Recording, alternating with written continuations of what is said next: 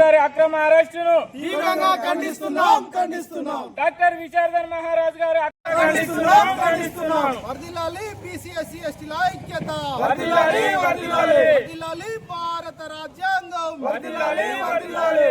RTC కార్మికుల డిమాండ్లను వెంటనే పరిష్కరించాలి. అటువంటి సమ్మెకు కారణంగా నర్సంపేటలో జరిగినటువంటి కోలా శంకర్ గౌడ్ అనేటువంటి ఆర్టీసీ కార్మికుడు ఒంటికి నిప్పు పెట్టుకొని నిన్న మరణించడం జరిగింది.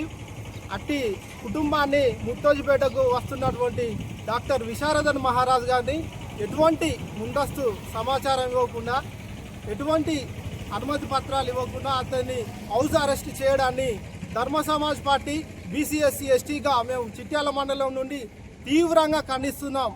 మరి ఈ ప్రభుత్వంలో ఉద్యోగస్తులకు భద్రత లేదా? ఉద్యోగస్తులను వాళ్ళ యొక్క జీవితాలను కాపాడేటువంటి బాధ్యత ముఖ్యమంత్రి గారికి లేదా అని ఈ సందర్భంగా హెచ్చరిస్తున్నాం. కావున మన రాష్ట్ర ప్రభుత్వం ఈ విధంగా చేసినట్టయితే అటువంటి సంఘటనలు మళ్ళీ పునరావృతం అయితే ధర్మ సమాజ్ పార్టీ మరియు బీసీఎస్సీ ఎస్టీగా సంయుక్త పోరాటాలు, నిరసన కార్యక్రమాలు తెలియజేస్తామని ఈ సందర్భంగా తెలియజేస్తున్నాం.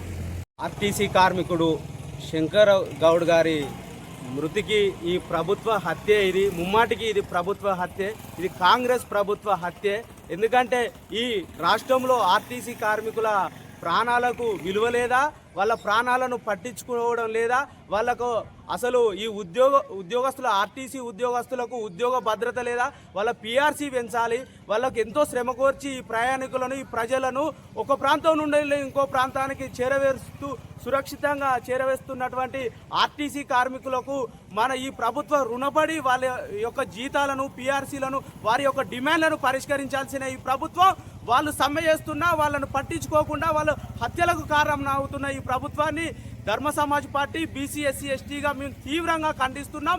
డాక్టర్ విశారదన్ మహారాజ్ గారు ఈ శంకర్ గౌడ్ అనే వ్యక్తి మృతదేహాన్ని పరామర్శించడానికి వెళ్తే తనను అక్రమ అరెస్టు చేయడాన్ని కూడా మేము తీవ్రంగా ఖండిస్తున్నాం. ఇది ప్రభుత్వ హత్య, ముమ్మాటికి ప్రభుత్వ హత్య.